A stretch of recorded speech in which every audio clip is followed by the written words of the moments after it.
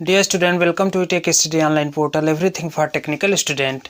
आज का जो वीडियो हमारा वह 3 फेज इंडक्शन मोटर पर आधारित न्यूमेरिकल है, जिसमें हम महत्वपूर्ण न्यूमेरिकल को देखेंगे जो स्लिप और रोटर स्पीड पर आधारित होगा। तो आइए देखा जाए। देखिए सवाल दिया है, यदि एक 400 वोल्ट 3 फेज 8 पोल, पोल की संख्या कितनी दी है 8, और फ्रीक्वेंसी दिया आपका 50 हर्ट्ज। स्क्वायरल केज मोटर की पूर्ण लोड पर घोड़ी गति 720 आरपीएम हो, तो बताइए क्या क्या बताना है। देखिए तुल्यकालिक गति, तुल्यकालिक गति को हम NS लिखते हैं, सिंक्रोनस स्पीड। यह होता है 120 F/P के बराबर।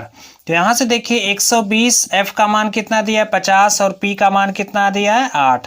तो जब इसको आप हल करेंगे तो यह 15 बार में कट गया, 15 पचे 75, यानी 750 आरपीएम। या आ गया आपका सिंक्रोनस स्पीड या तुल्यकालिक स्पीड।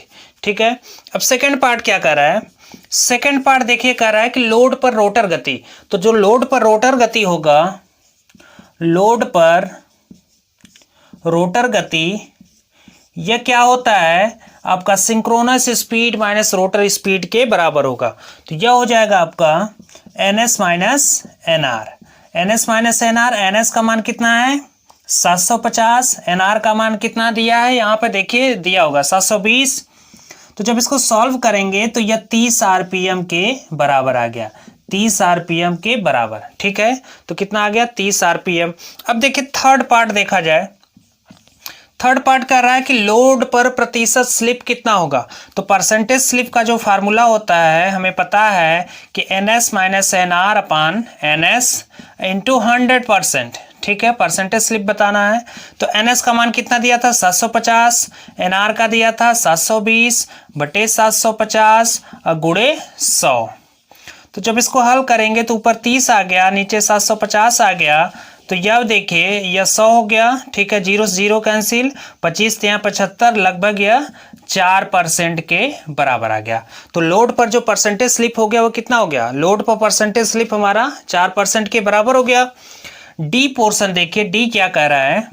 डी कह रहा है कि स्टार्टिंग के समय परसेंटेज स्लिप। तो स्टार्टिंग के समय जो परसेंटेज स्लिप होगा उस स्थिति में NR क्या होगा 0 के बराबर। तो जब परसेंटेज स्लिप हम निकालेंगे तो वह NS अपान NS इंटू 100, तो वह कितना हो जाएगा 100% के बराबर होगा।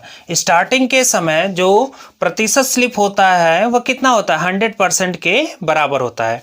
और लास्ट है लोड पर रोटर फ्रीक्वेंसी। तो लोड पर जो रोटर फ्रीक्वेंसी होगा वह, इसका सलूशन यहीं पे आप देखिए।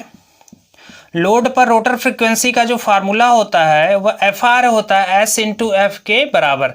S हम निकालें कितना है, वो 4% है। तो 4% को हम लिखेंगे 4/100। ठीक है, F का मान कितना दिया है 50। तो यह 50 दूना यह कैंसिल हो गया 2 बार में, यानी 2 हर्ट्ज के बराबर। ये कितना आ गया 2 हर्ट्ज के बराबर। यानी लोड पर रोटर आवृत्ति जो होगा, रोटर फ्रीक्वेंसी होगा, उसका जो फार्मूला बनेगा FR is equal to S into F के बराबर बनेगा। और S क्या था, हम यहाँ पे 4% निकाले थे, तो 4% है। तो उसको जब परसेंट में बदलेंगे तो 4/100 होगा। और 4/100 को जब 50 से मल्टीप्लाई करेंगे तो 50 दूना 100, 4/2 यानी 2 हर्ट्ज के बराबर। तो यह हो गया आपका किसी भी इंडक्शन मोटर पर आधारित एक सवाल था जो किसी मशीन से संबंधित था। और उस मशीन में जो पोल की संख्या थी 8 पोल और 50 हर्ट्ज का एक स्क्वायरल केज मोटर की फुल लोड पर जो घूर्णन गति या कह सकते हैं कि जो रोटेशनल मोशन होता है उसका 720 आरपीएम था। यह 720 जो आरपीएम आपको दिया है यह रोटर की स्पीड दिया है। और इससे हमें सारी चीजें निकालनी थी। तो यहाँ पे कुछ नहीं करना, तुल्यकालिक गति जिसे सिंक्रोनस स्पीड कहते हैं।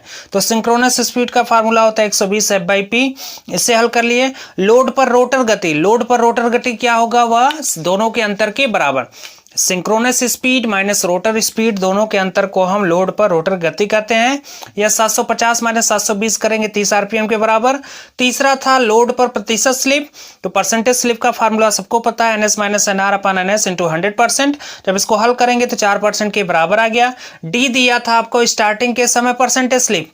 तो स्टार्टिंग के समय जो रोटर होता है वह स्थिर अवस्था में होता है, तो उसको हम स्थिर अवस्था में मानेंगे। तो यहाँ देखिए फार्मूले में अगर NR को हम 0 कर दें तो NS अपान NS क्या होगा 1 इंटू 100% क्या होगा 100% के बराबर। तो इसको आप डायरेक्ट याद भी रख सकते हैं कि स्टार्टिंग के समय जो परसेंटेज स्लिप होता है वह 100% के बराबर होता है। पांचवा क्वेश्चन था लोड पर रोटर आवृत्ति। तो लोड पर जो रोटर आवृत्ति होता है वह एफआर होता है। एफआर को हम लोग लिखते हैं एस इंटू एफ के बराबर। एस कितना था, परसेंटेज स्लिप जो दिया था, या तो आप डायरेक्ट यहीं पे 0.04 इंटू 50 हर्ट्ज करिए, या 4% लिखेंगे तो 4/100 गुणे 50 करेंगे 2 हर्ट्ज के बराबर। इसका स्क्रीनशॉट ले लीजिए, इंपॉर्टेंट क्वेश्चन है।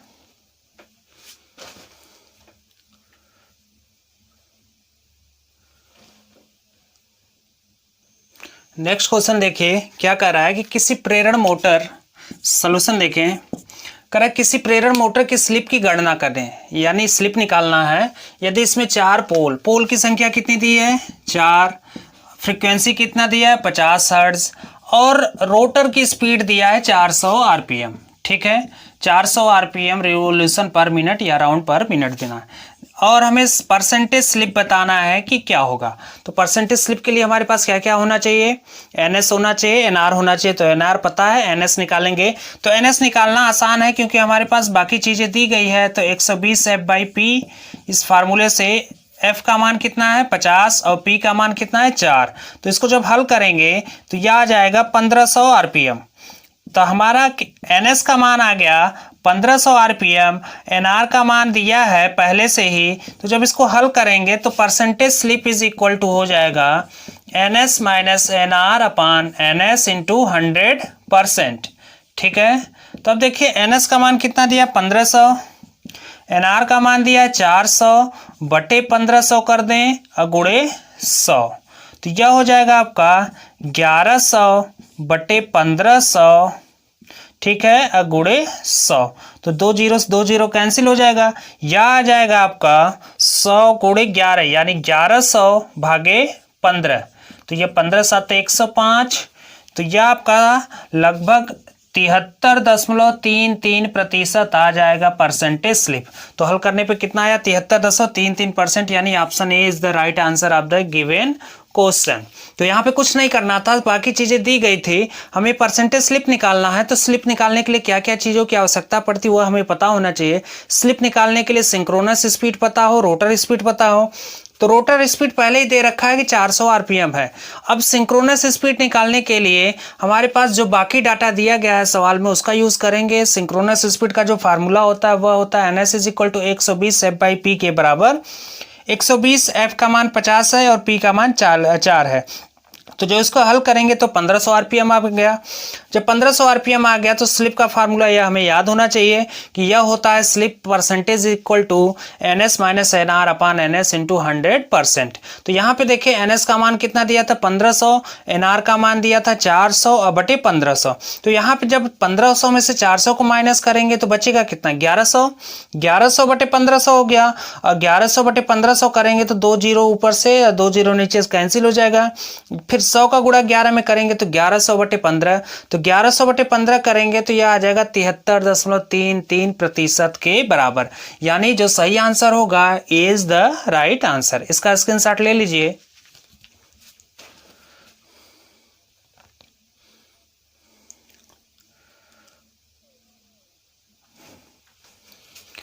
तो आज का वीडियो यहीं समाप्त करते हैं। उम्मीद है कि वीडियो आपको पसंद आई होगी। अगर वीडियो आपको पसंद आई तो वीडियो को लाइक करें, चैनल को अभी तक आपने सब्सक्राइब नहीं किया तो सब्सक्राइब कर ले तथा बेल आइकन दबाना ना भूलें।